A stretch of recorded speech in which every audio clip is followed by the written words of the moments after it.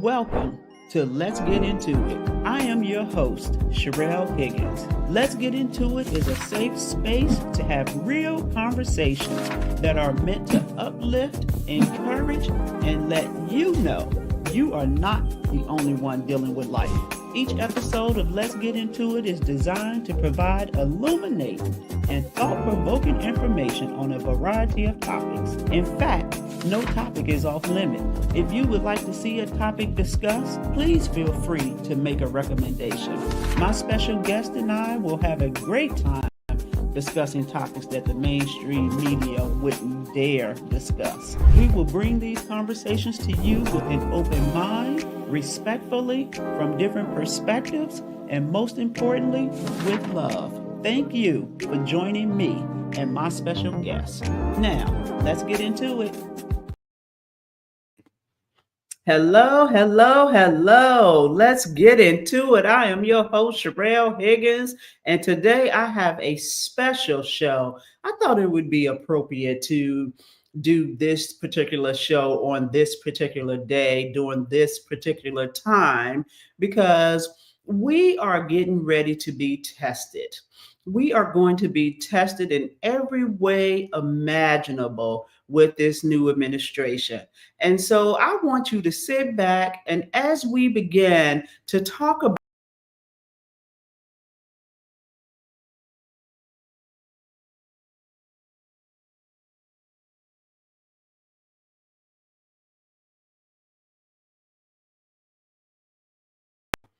I want you to think about who you are, what you're made of, and where you came from.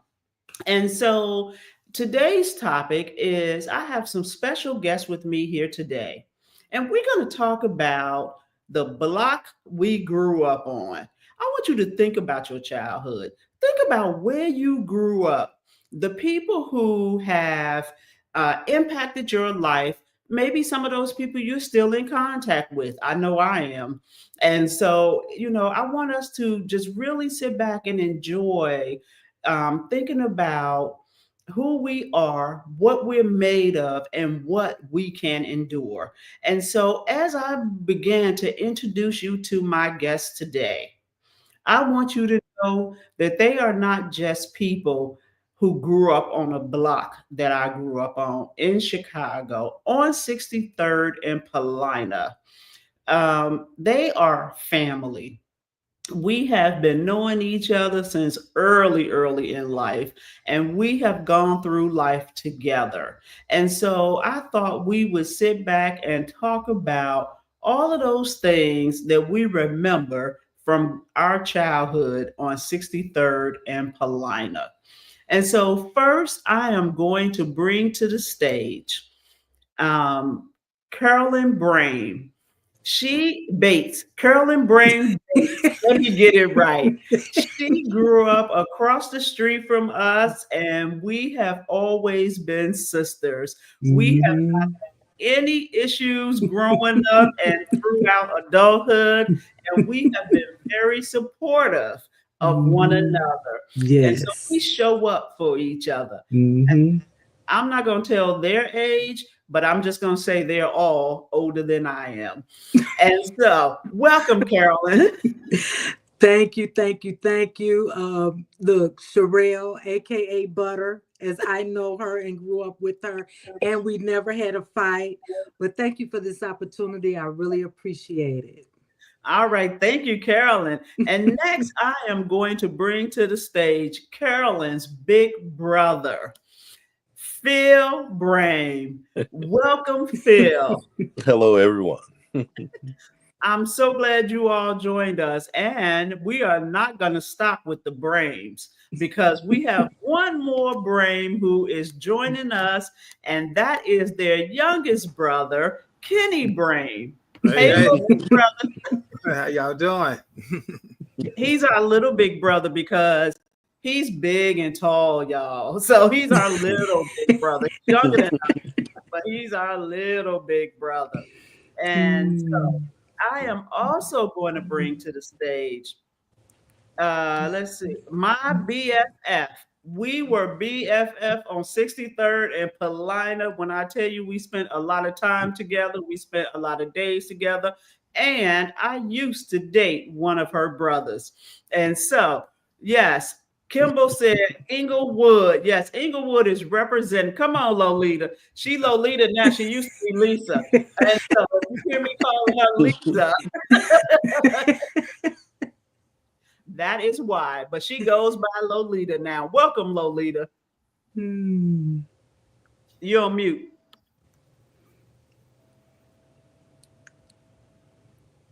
You still on mute. We might have some technical difficulties, but we're gonna work through it. You're on mute, Lisa. We can't hear you. That's okay. She's gonna work through it. We can't hear you. Let me see if I can. Nope. Let me see. Okay, now it says mute. Now let me see if what happened. Okay, I just tried to mute and unmute. Let's see. Can you say hello, everybody? We can't hear you. So here's what I need you to do. You know what? This technology is a wonderful thing. And sometimes we got to log out and log back in. And so, Lisa, that's what we're going to ask you to do. Log out and then log back in. And let's see if that doesn't fix your audio issue. Okay, and while we waiting on Lisa to log out and log back in, of course, I could not have done this show without having some of my big sisters on the show. And so I am going to bring to the stage my sister who is next to me, who you all have met before on a couple of shows. Jackie, come on in here. Hey, Jackie. Hey, Jackie. Hello, each and every one of you. And it's always a pleasure. Y'all think it's always a party with me? That one right there, stay at a party. And last but certainly not least, I am going to bring my big sister. Let's see. Lisa look like she's back. Let's see if we can get something for audio. Lisa. We can't hear you. Oh my Turn goodness. the volume up, maybe. Yeah, turn the volume up and see if that works. Wow. All right, sit tight. We're gonna work through this thing. Yes, we got somebody named Shirley Doss Williams saying Inglewood in the house. Absolutely. Hey. We work together, Centers for New Horizons. I'm gonna bring my big sister Sharon to the screen. You all have seen her on the podcast several times before, and she is back. Hello, everyone. Good to see Hey. you all. I'm looking forward to this Hey, conversation. Dr. Sharon. Yes. Yes. We got to get Lisa squared away because she is representing a family that was on the block. The Greens. Look, she got it. Uh-oh. She got that look. Talking about Triple S. That's right, Tasia. Southside Sherelle. You know. Oh,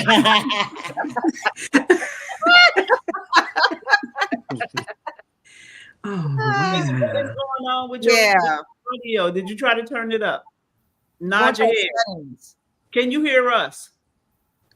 She needs to go into her settings and check her volume. Yeah. Okay, go into your settings and check your volume. We're going to kick this show off as soon as Lisa get her stuff together. But in the meantime, right, I have questions for you all. And so I'm going to ask Phil because he is the elder of the group.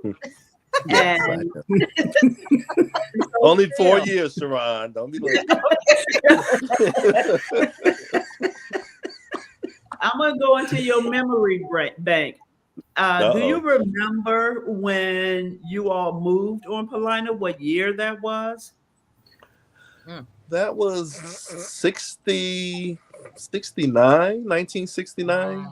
Oh wow. So it was right after everything blew up with the death of Dr. King.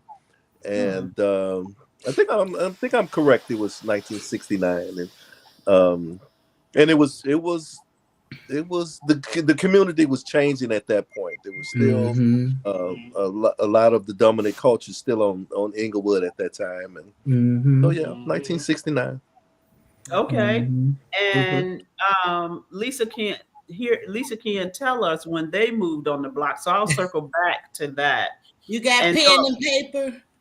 I'm gonna Oh ask Lord. Only you Jesus. put it up to the camera. Hey Lisa, try logging off and logging back on through your phone. Oh, Lord. Jackie, do you remember when we moved on the block? I ain't gonna ask Sharon because I already know her memory not good. Well, it started with our grandparents were there first in 60 because it was still the ending of a different race. And our race was coming into the neighborhood. But we came right after we graduated grammar school, 1978. Oh wow.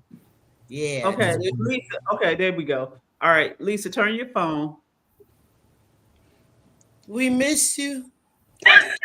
Okay, now we can hear you. Okay, am I too loud? No, but turn your phone so you fill up the whole screen. I wouldn't know. Yeah, Jackie wouldn't know what too loud is. Lisa, do you remember when you all moved on the block? Absolutely not. I think I was maybe 6, What year was 7. that? I have no idea. I'm guessing ages around here. You said 6. You were 6. Yeah, I think I was like That's 6. about 1972. Yeah, I'm thinking it was Okay. about that time. Okay. All right. So turn your phone, Lisa. It's turned. Oh. Okay. All right. We're gonna work through this. Don't worry I about it. don't know what's going on. We have the 60s and the 70s that we moved on the block. And so most of us were fairly young when we moved on the block. And so I don't remember how we all met. I just remember my grandparents lived in the house, they moved out, and we moved in, and we was just all friends and family. Yeah. Yeah, that's about Pretty much. it. And what Okay. year was that, Sherelle? 1978, Jackie said. Well, I was gonna challenge Jackie on that. 'Cause I'm Okay, thinking- go ahead. I'm Is thinking, this Jeopardy? I don't remember, but I'm thinking How you about. gonna challenge if you don't remember? Well, let me finish. I'm thinking. So I was only on Paulina for 3 years. That doesn't make any sense. You That's came about out right. of high school early. I know, but still, it seemed like we lived there for such a long time. No. Yeah, because I remember one Christmas, Mhm. I want to say, and I don't know where this picture is today, of course, but me and Sharon was on you all's porch, and I remember we took a picture, and we had to be about Yeah. maybe 13, 14, something Yeah, like that. that's right. That's right in Mhm. 1978. So you just proved Jackie's Okay. point, Carolyn. Okay. So I'm gonna You see, I got you, girl. Sorry, Sharon. Well, I actually can give you all the exact time that you moved there because Sherelle was in 7th grade. wow. Because you only did the 7th grade and 8th grade at Bunch. I did 8th grade at Bunch. Yes. So I you was- You can't, whole yes. fan. Wow. Yeah, So I only remember did that. at Bunch. Yeah. Okay. So, Carolyn, Yes, ma'am. just to give people some background about your family, how many siblings do you have? There were 8. There's 7 now. Okay. Mhm. And Lisa, how many siblings? Oh, wow. There was 10 of us, and it's 8 of us now. Okay.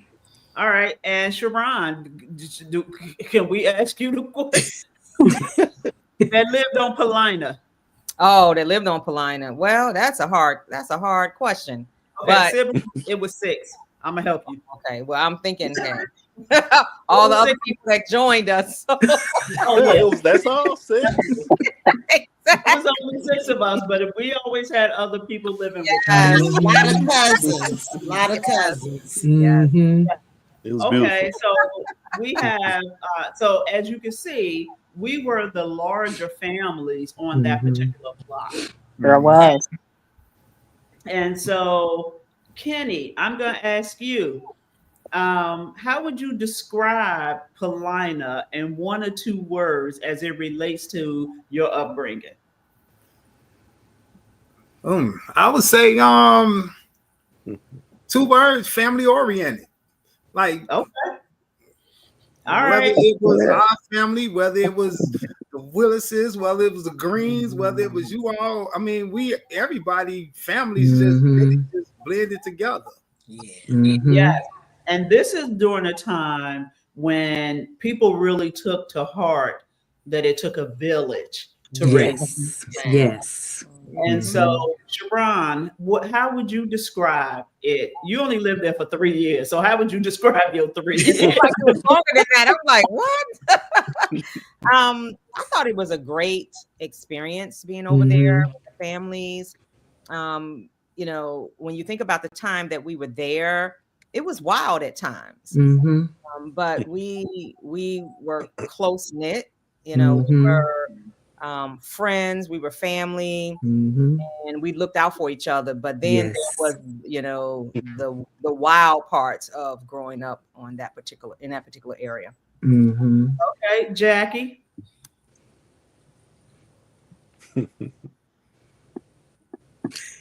Yes. Ooh, growing up on Paulina, Lord. You know what's the funny thing? We had our parent in our house, and then we had parents on the block in other houses. Yes. And we couldn't challenge them. I mean, in our mind we did, but Back then, you couldn't even do it in your mind because somehow they would know.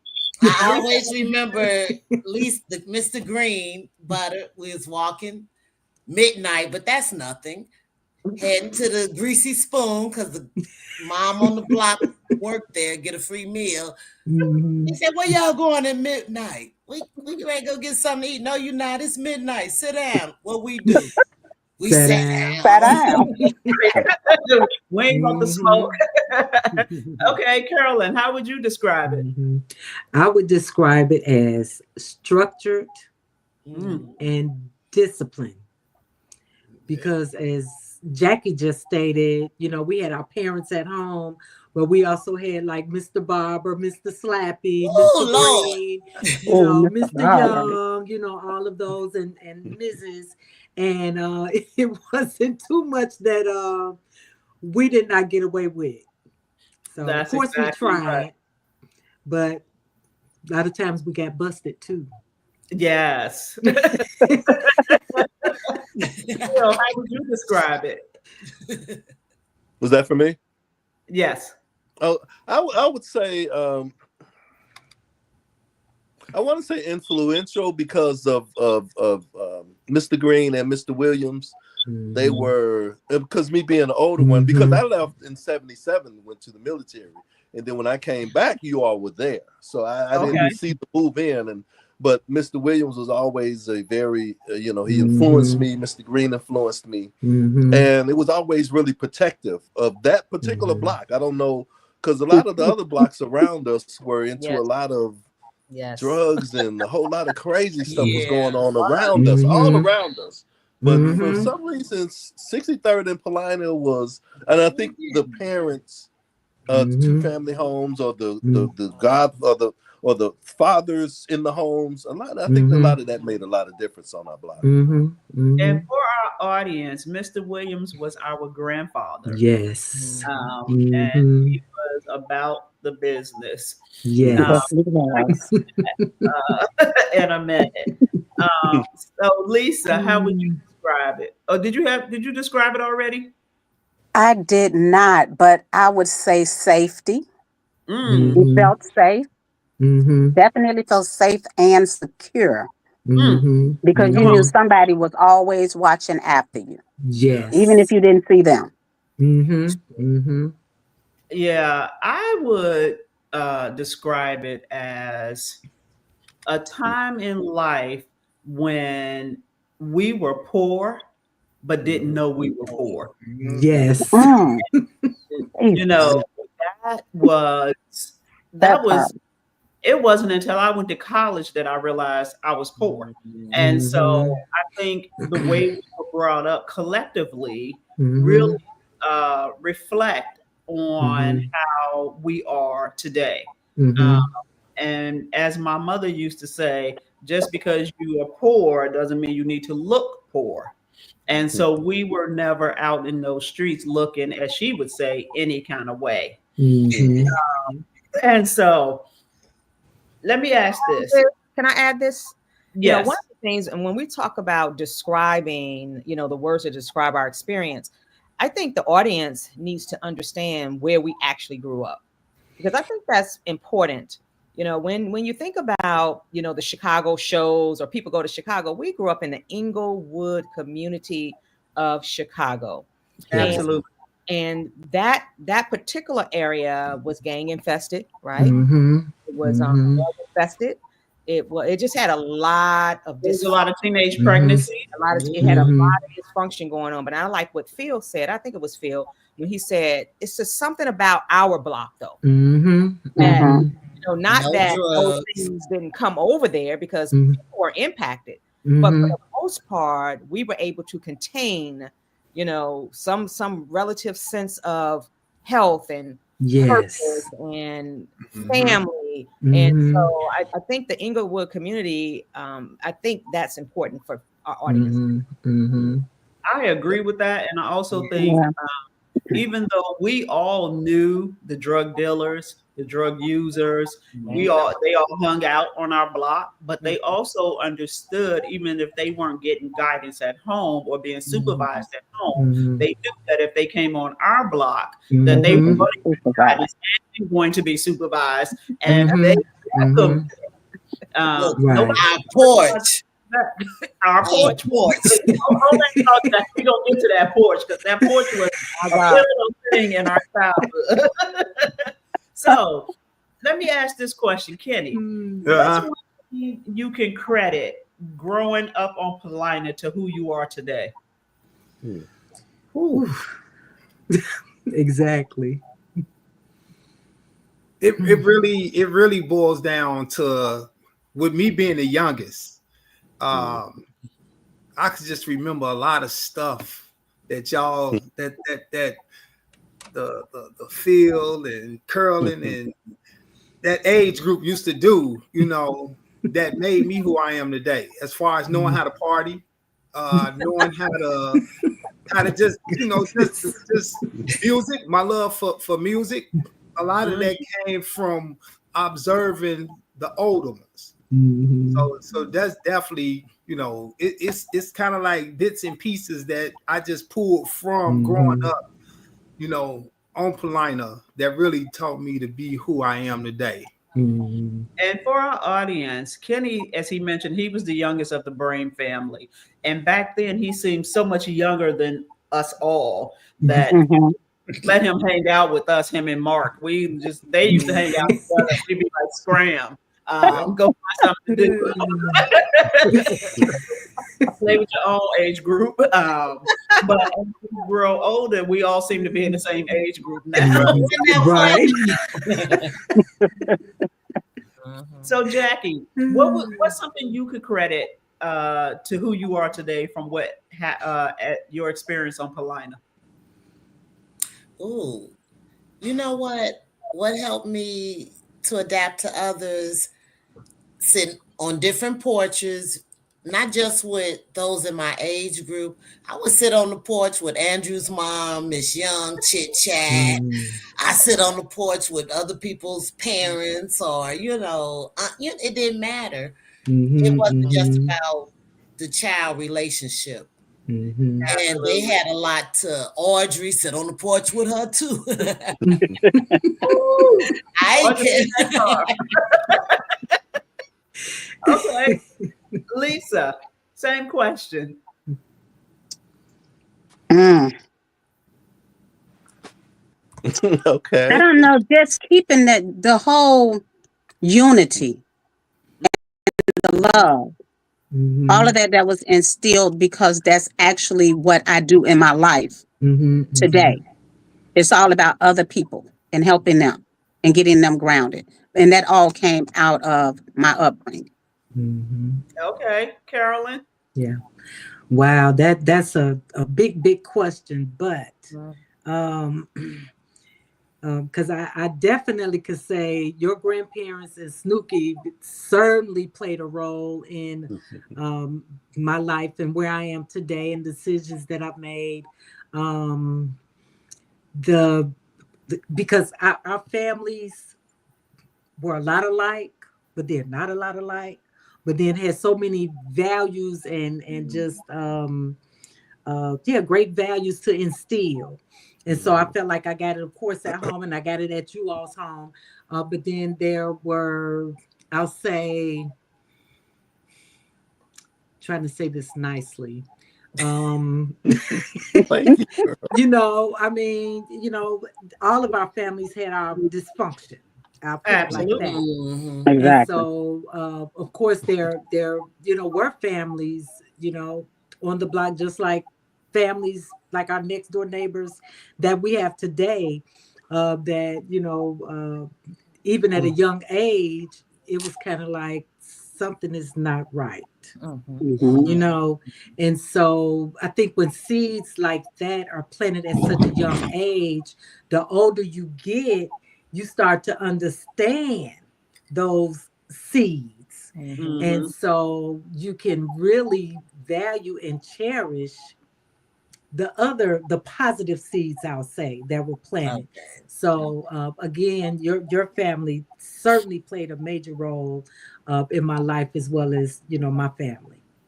Okay, and before I kick it over to Sharon, I want to give a shout out. We have Michael Bush on the call with us What up, today. Mike? Oh, hey, Mike. Hey, Mike. What's up, Mike? Sharon, how did those 3 years impact who you are today? Thanks, Well, there is so many areas that in my experiences that impacted my life. I think I learned to be bold and courageous growing up in that community, and to almost be fearless, to be very honest with you. There's so much happening around us and so much happening so close to us. But it also gave me a perspective that I would not I don't think I would have gotten anywhere else in terms of knowing that people are not perfect people. Right. And so being able to go out into the world and have this perception, and this ability to meet people where they were, because we grew up where we had to see people where they were. Right. Yes. So I think that whole perspective and perception and my keen sense of observation and just a lack of judgment, because, people are people and things happen to people. And so I don't know if I could articulate back then that there was a lot of dysfunction. Thank you, Carolyn. I don't know if I could articulate that, but I felt it. And I knew it. I think it really instilled in me that there was hopefully a different world out here. Yes. Right? A world that, going to be different. Not that I wouldn't run into people like that, but I would also experience people who have different experiences. And I also think that it helped to create my work ethic. Because I knew that I could not live back at home, did not want to be back at home, right? For a whole lot of different reasons. So I knew that I had to take care of myself. And so being out here, getting my education, working hard, it's some things that's still rooted in who I am from that experience growing up in the community. Okay, Phil. I'm sorry. I thought you asked me that already. What was the question? Oh, maybe I did. I don't know. Yeah. We're gonna keep it pushing. Okay, so for me, I feel like I really developed a strong sense of family growing up on Paulina. As Lisa said, I felt safe on the block. I knew not only on the block, but in the community, right? I knew that because we were allowed to be outside, beyond most people's time to go in the house. Yes, we were. I was never concerned about, anything happening to me or anybody trying to harm me. And Yeah. so having that strong sense of family, I still have that today. I'm serious about my family. I'm serious about the ones I love. I'm going to show up and support those that I can whenever I can. And I will also say that I learned that in my life, there's no such thing as peer pressure. Okay. And that the things that I do or wanted to do is because of what I wanted to do and not necessarily because somebody else was doing it. And so that is still who I am today. Sherelle. So yes. Yeah, I didn't answer that question, but I would say Mr. Williams was somebody that I mean, just like you saying, sitting on the porch at 12 o'clock, 1 o'clock, and talking to Mr. Williams was really important. Of course, Mr. Green sitting up, in the living room, and he's stressed out on the couch, and we just having these conversations, and going into Betty Lou's. I don't know if y'all remember Betty Lou's. It was On the down corner, on 63rd. We couldn't go I in never knew there. the name of it. Or I Right, forgot. and those old guys in there kind of took me under their wing, and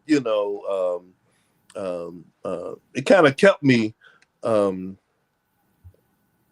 It kind of gave me a sense of manhood growing up in Inglewood, where there was a whole lot of insanity going on. Like I say, between Mr. Williams, Mr. Green, and a couple of the older gentlemen on the block, it just kind of gave me a sense of manhood, a black manhood, that kind of sustains me today. Okay. And so with that being said, how would you describe your parents? Would you say they were strict or lenient? Whew. Jackie. Well, you know what? She was lenient. Our mom was lenient, but there were boundaries. And you knew what to cross, what you couldn't cross. However, you weren't sure of the consequences because she wasn't that normal person. A woman didn't satisfy.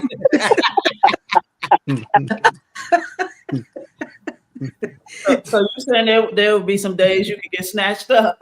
Ooh, and she'll tell you in a minute, if I catch you, I'm going to act like I don't know. We got greetings from South Africa. I'll give y'all one guess who that is. James. Dr. Enyike. Hey, Hey, James.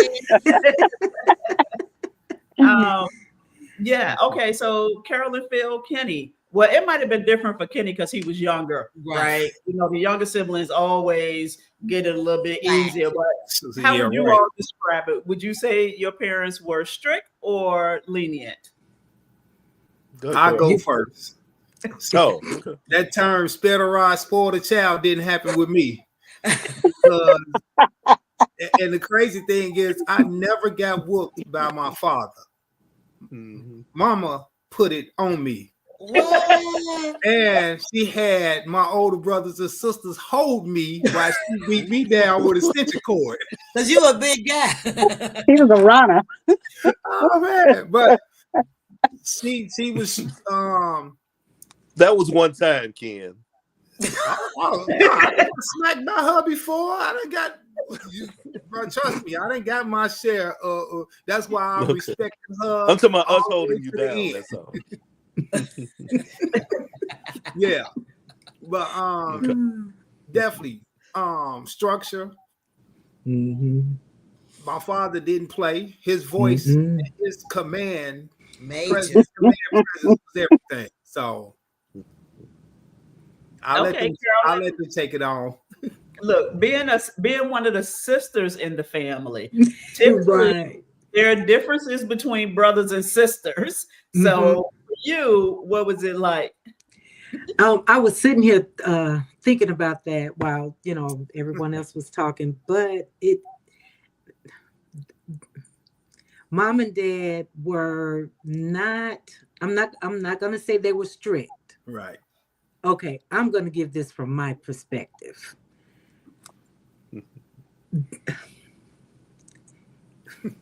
I'm just trying to see how to say this. Okay, so I think what I'm thinking about at that, what comes to my mind when I was, 11, 12 years old, and I was the one doing the washing and the cooking and the cleaning and the cooking and, all of that.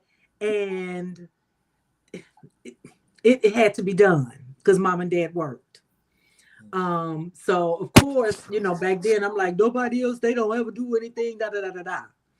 But as far as being strict, I don't think they were strict. I think they were disciplinarians. Yeah. And with Kenny and this beating that mom gave him, and it was a beating, it was because mom had told him not to do something. But it was like the third strike. Yeah. So he got what he got.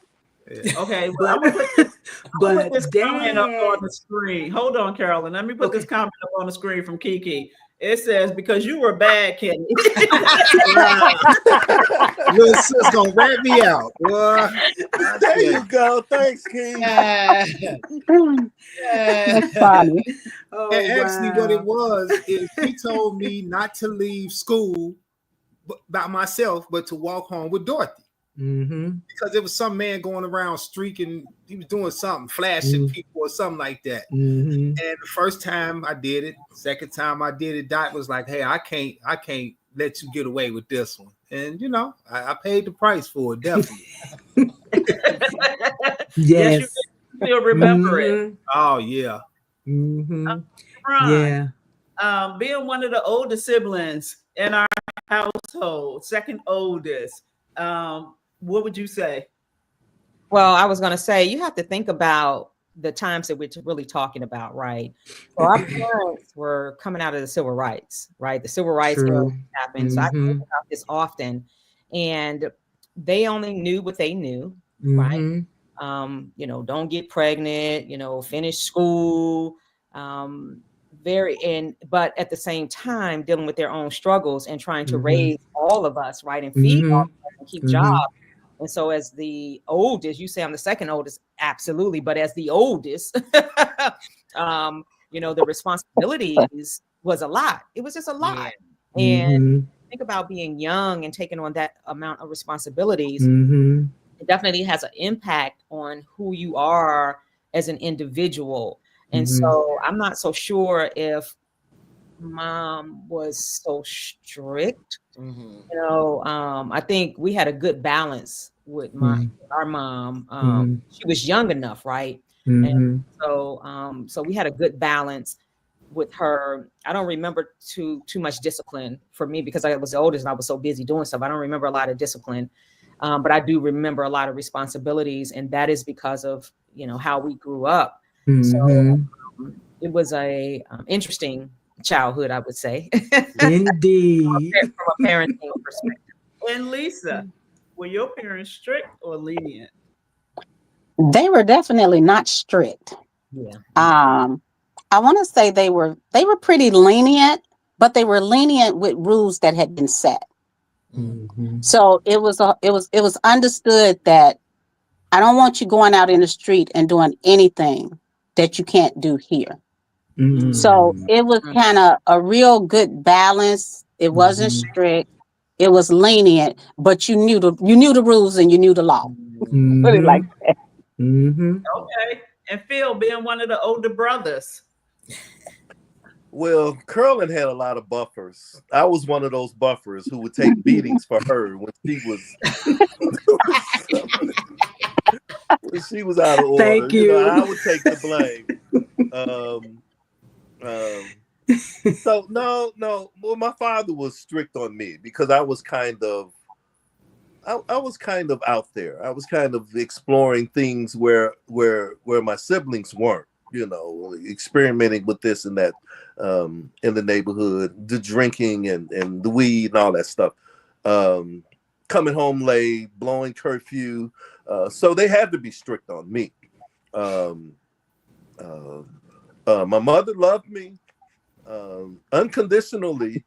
But once I went through that phase, then she had to kind of put her foot down.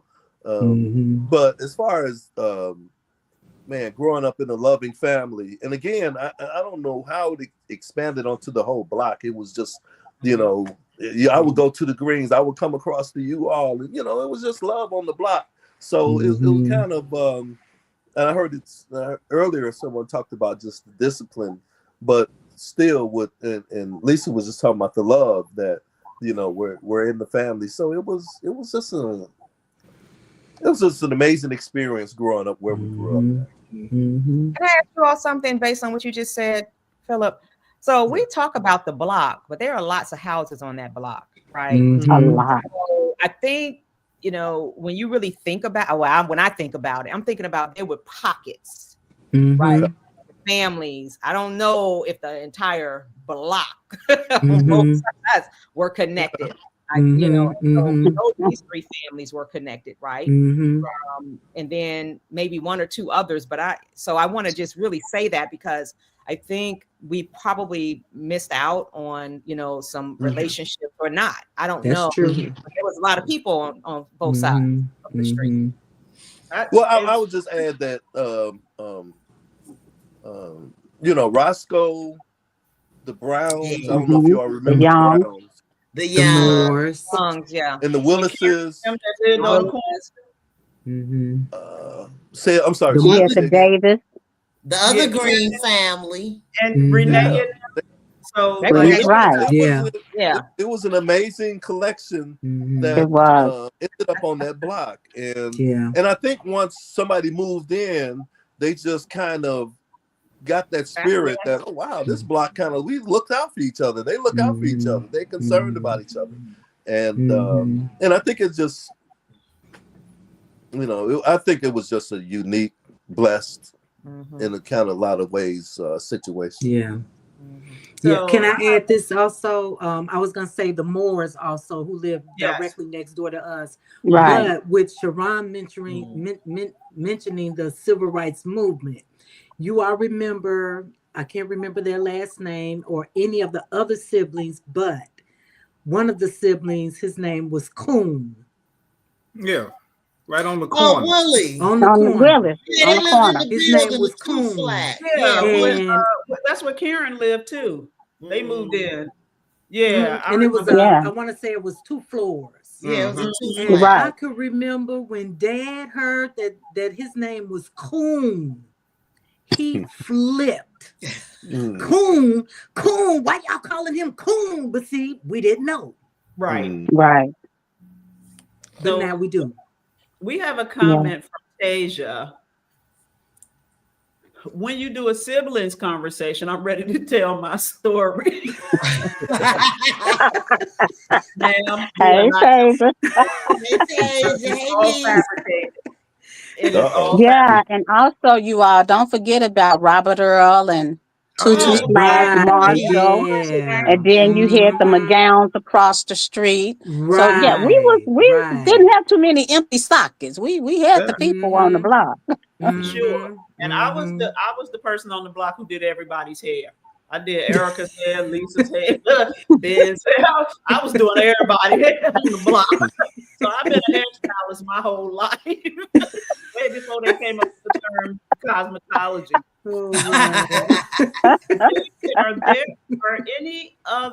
Are any of our family members still living on the block? Certainly not ours. Absolutely not. Okay. We don't even have a house. I was going to say our house has been torn down. Yeah, our house was torn down too. Yeah, and I think ours is still there with no porch. Okay, yeah, I was gonna say your house was still there, but it's not in livable conditions.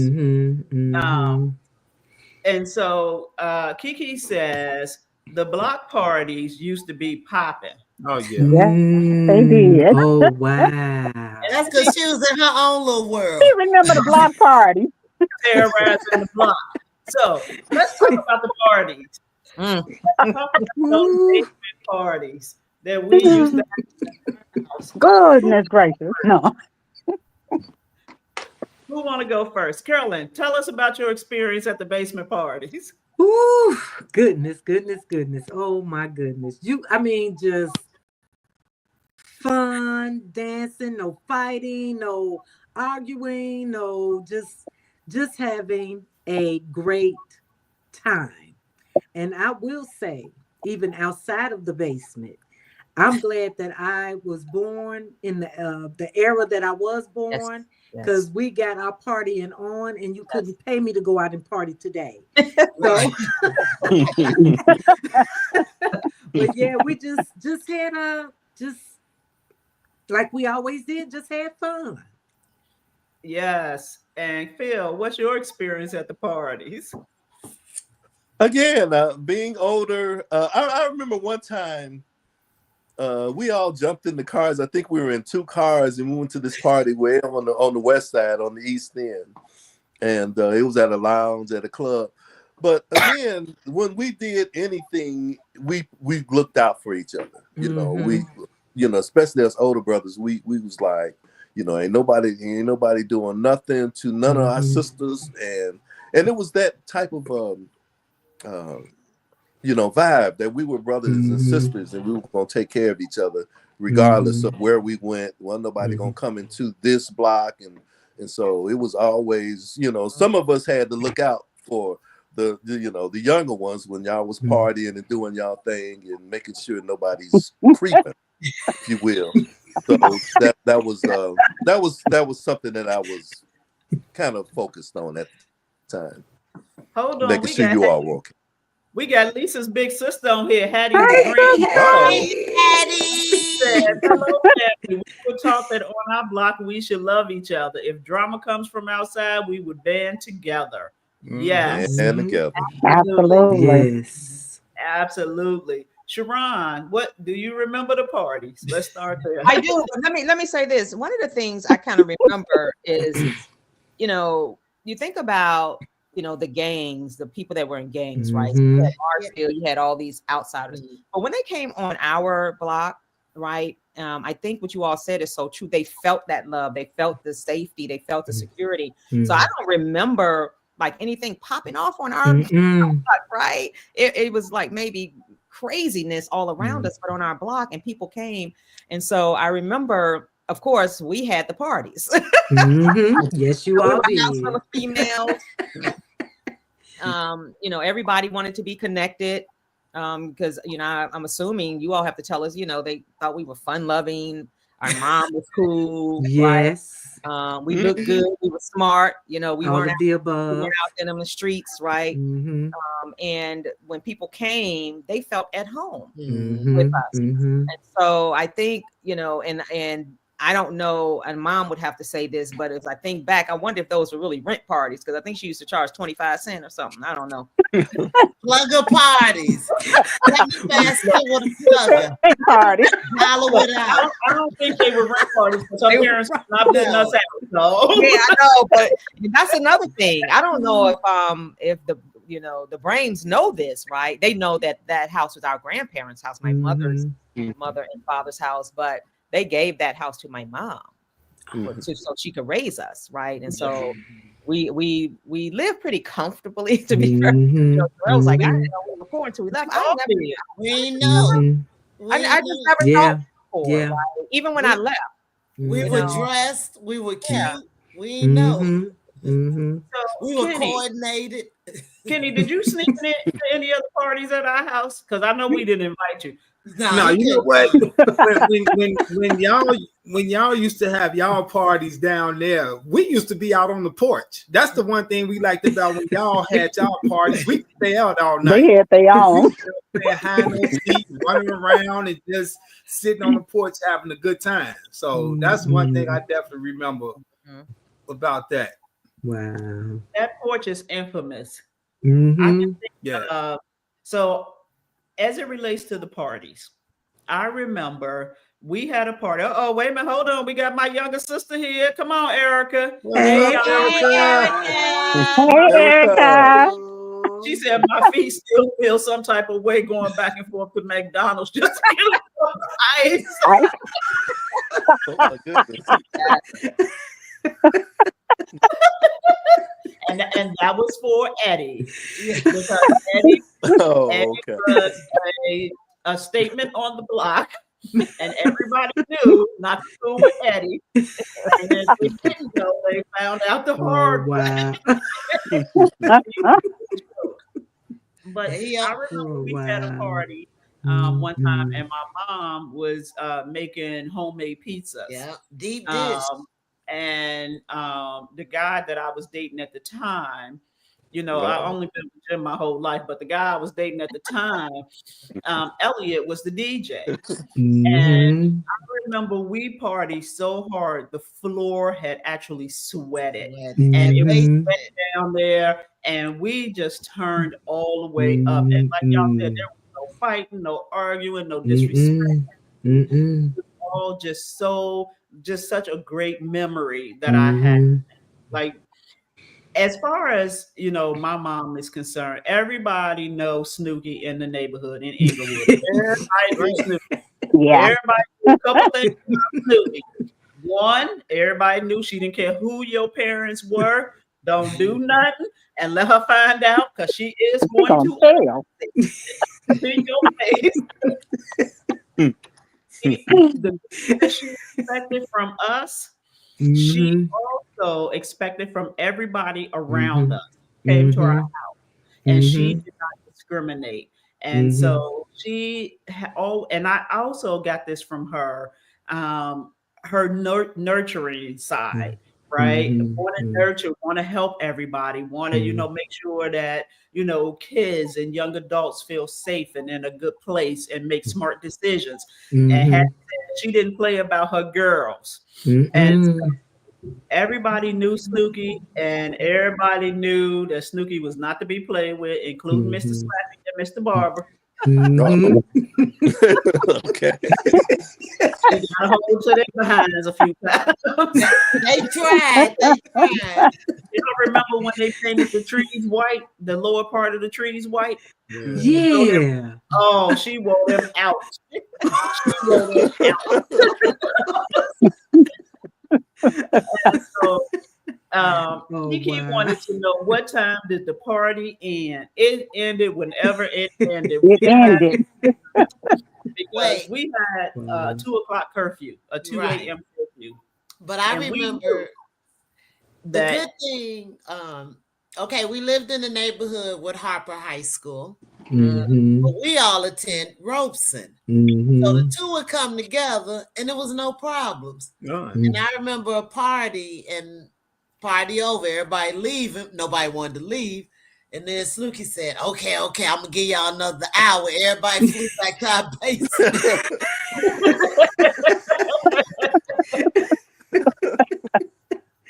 Oh And wow. Lisa, I have a special question for you because for some reason you and I seemed to be at the time the youngest females on the block, even though we had younger siblings, but they were so much younger than us at the time that they didn't count.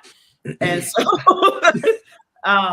you and I used to hang as tough and as tight as thieves.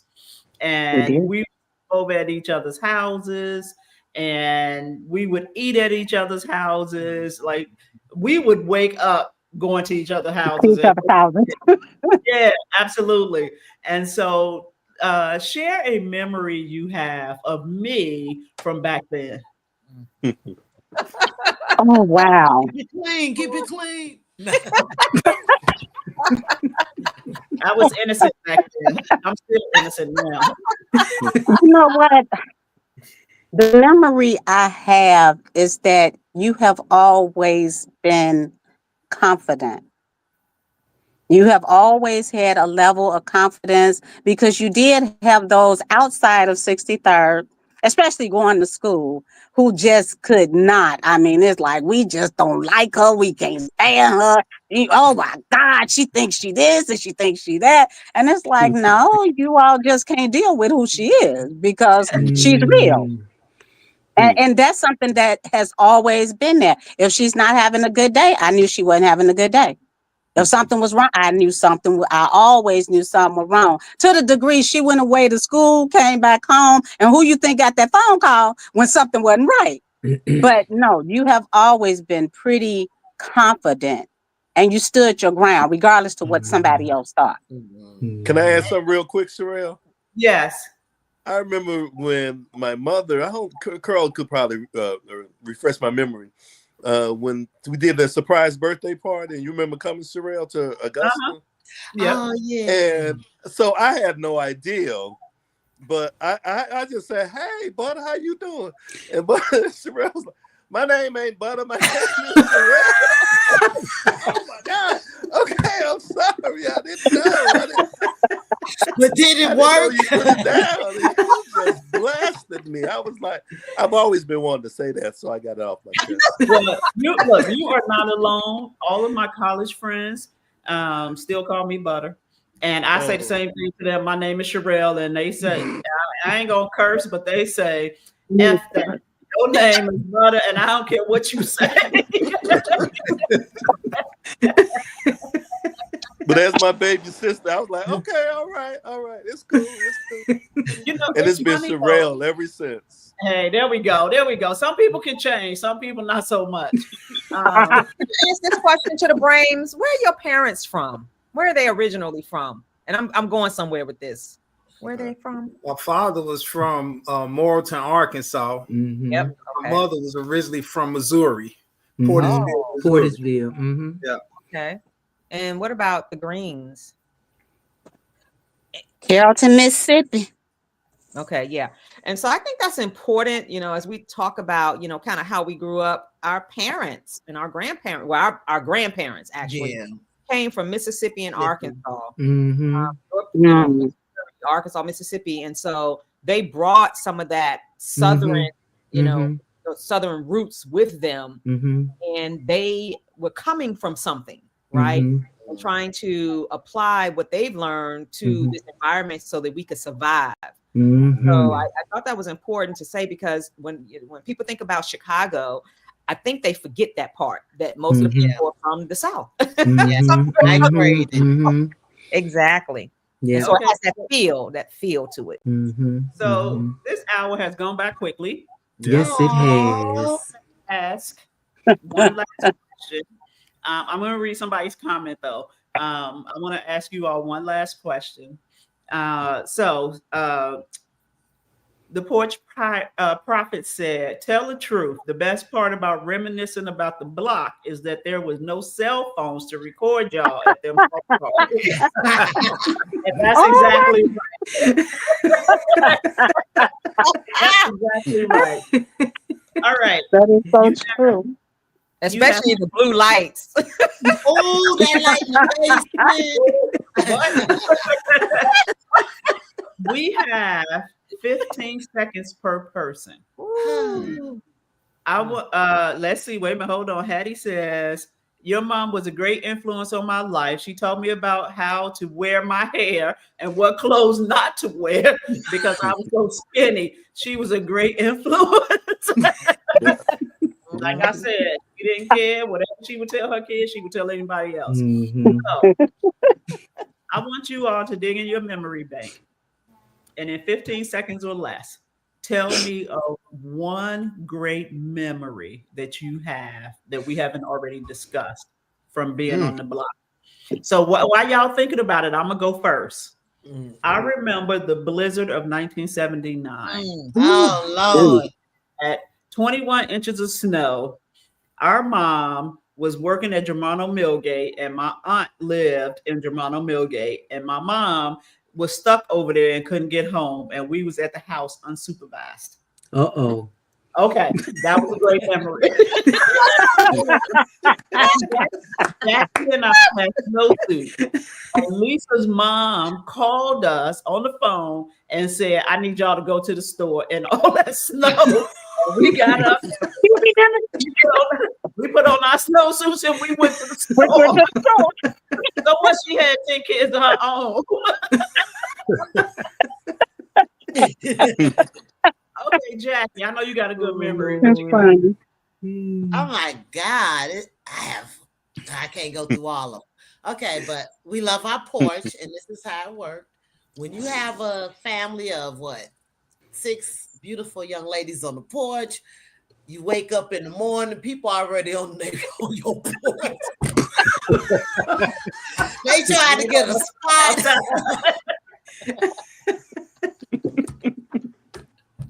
I was like, we were truly loved.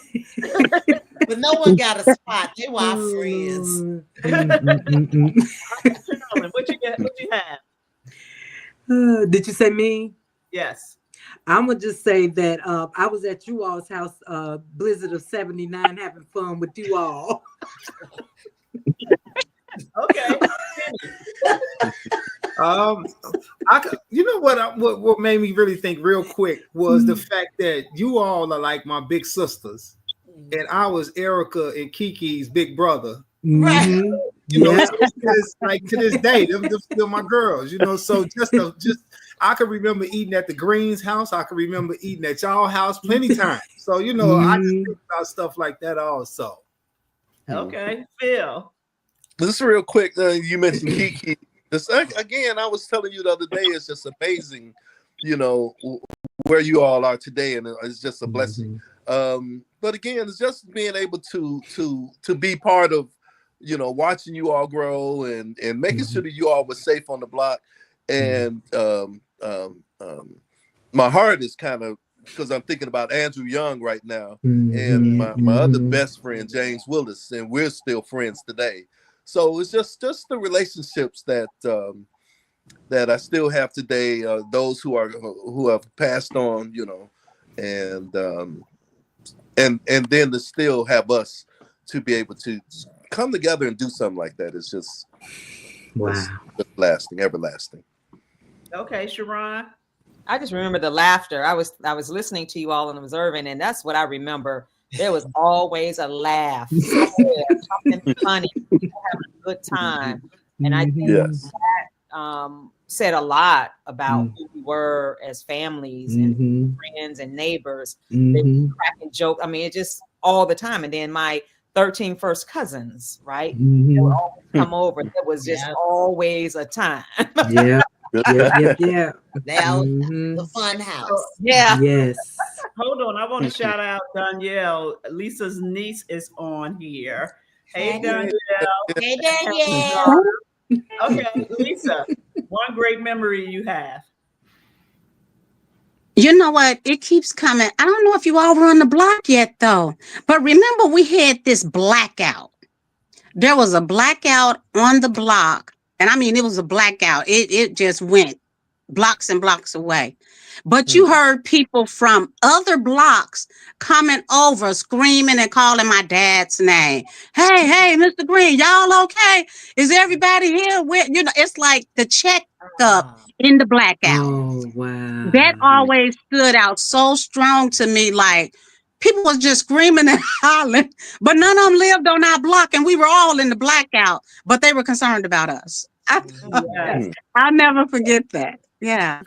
Hattie said, I remember falling down the stairs and Jackie running, asking me if I was okay, sliding down the street to see about me on the ice. So,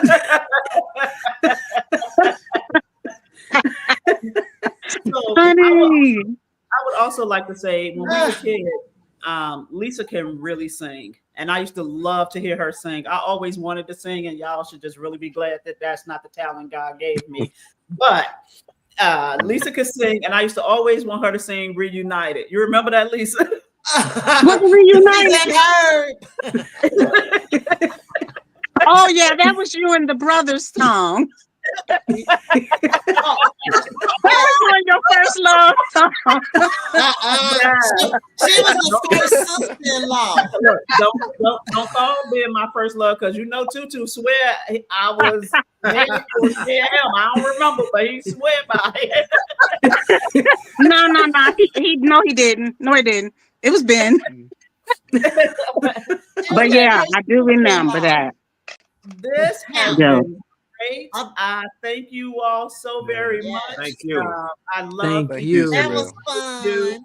It was. It really gave us just a chance to just really think about who we are, how we got to where we are, and you know, to show, you know, the bond that we continue to have, you know, 50 years later. Well, I'm not that old.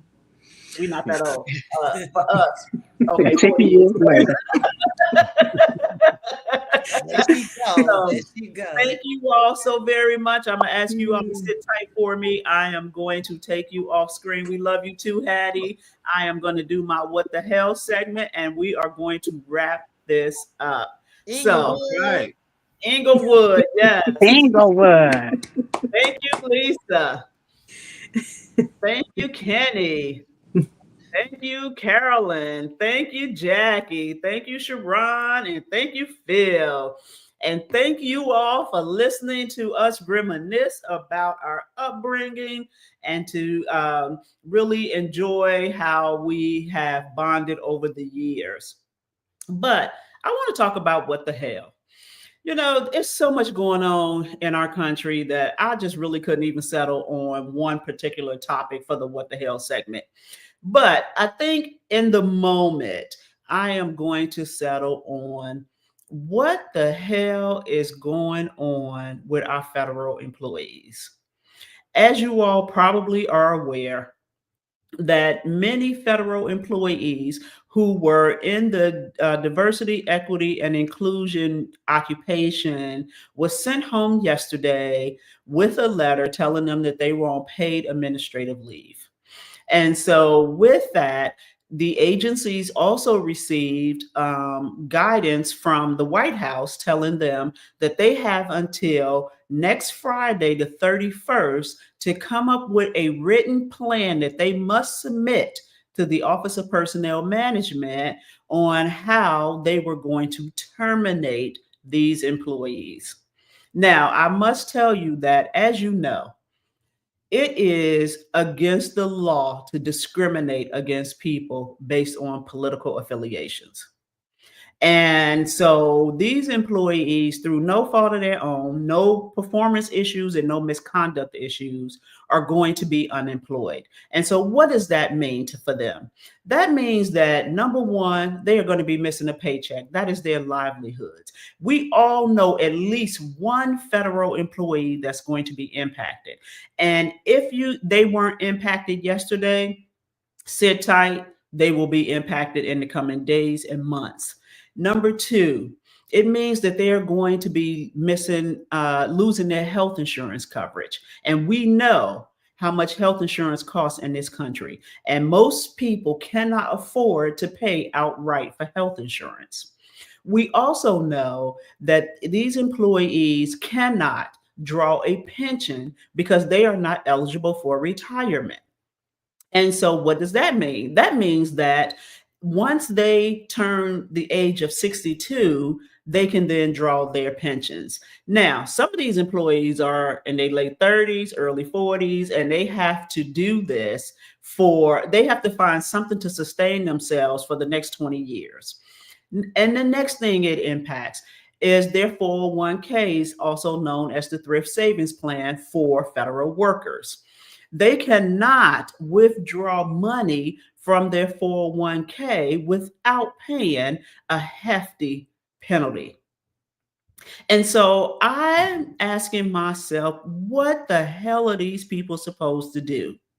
And with private industry stepping back from the DEI space, that means that a lot of them will not be able to get jobs. And so we are going to have to surround our federal employees with love, with support, with understanding. And in some instances, we may have to take in some of these employees and have them live with us, right? Because this is the time where we have to come together as a community to support our federal workers. Now, are all federal workers, top talent? Absolutely not. But neither is it in any other occupation. Are all our federal employees poor performers? Absolutely not. Do they deserve this? Absolutely not. So here's what I'm going to commit to doing. I have been keeping up on how this administration plans to impact our federal workers. And so I'm going to be doing a live podcast where federal workers can ask me questions and I can give them answers. I'm going to talk about federal agencies have been ordered to run a reduction in force. And so I'm going to be doing a special podcast either tomorrow or Saturday on reductions in force, how it works, how you may be impacted, how you might not be impacted, how somebody else might be impacted because you got impacted, and that sort of thing. And so if you know a federal worker who needs this information. And again, this is not just for the people who were placed on paid administrative leave yesterday, because they are bound and determined to decrease the size of the federal government. And so that is going to impact a lot of people. And I need federal workers to know what is supposed to happen and what questions they need to be asking. And they need to understand how it may or may not impact them, even if they have been designated as a surplus employee. So if you know any federal workers, please steer them to my social media platform so that I can help them in any way that I can. And for those federal workers who may need some one-on-one time to ask specific questions, maybe that they don't feel comfortable asking in a public setting, please point them in my direction. I am willing to help and I am willing to share my knowledge so that we don't have to continue to say, what the hell? Thank you all for joining me. I'll see you in 2 weeks. I have a special guest lined up, and we are going to continue to support one another. Good night. Welcome to Let's Get Into It. I am your host, Sherelle Higgins. Let's Get Into It is a safe space to have real conversations that are meant to uplift, encourage, and let you know you are not the only one dealing with life. Each episode of Let's Get Into It is designed to provide illuminating and thought-provoking information on a variety of topics. In fact, no topic is off limit.